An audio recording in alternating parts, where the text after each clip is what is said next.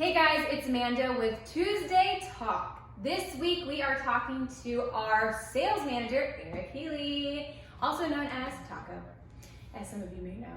So Eric, thank you so much for coming and doing Tuesday Talk with us this week. We greatly appreciate it. Thanks for having me. Of course. So last week we talked to Adam and he kind of went over the process when somebody has water damage and there's a situation. This week with you, I'd like to talk to you about insurance. What happens when somebody does potentially need to file an insurance claim because of the damage? Okay.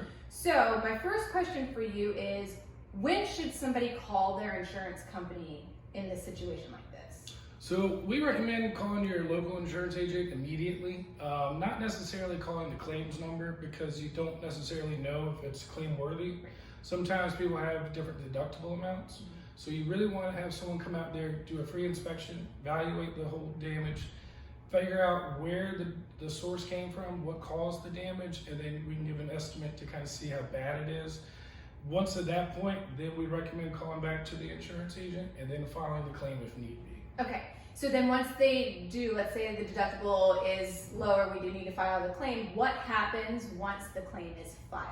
So once the claim is filed, depending on the carrier, we may get an assignment sent directly to our office, or we may have the policyholder call us directly and say, hey, I filed the claim, this is my claim number, this is my deductible amount.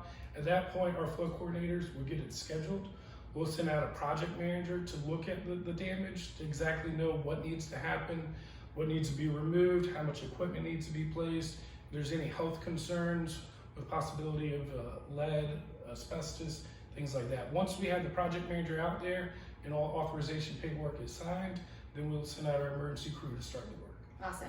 Now, have we ever run into a situation where the claim is filed but it's denied?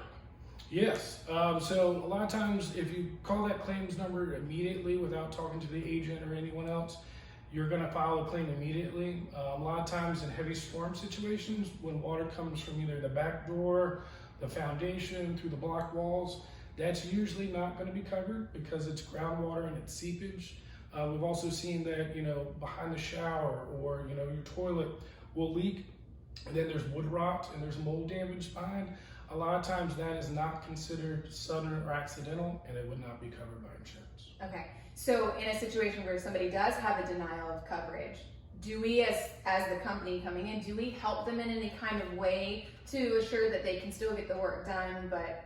No, we understand in the circumstance of this damage that not everyone's gonna have the coverage, but it still needs to be cleaned up. So we'll go ahead and give them either a self-paid discount, or we can work a payment plan with them that will take a small portion in the beginning, a small portion in the middle, and then towards the end, we'll try to work with them. Awesome. Well, that's all the questions that I have. Thank you so much. All right. And you guys stay tuned for next week's Tuesday Talk. We'll see you later. All right.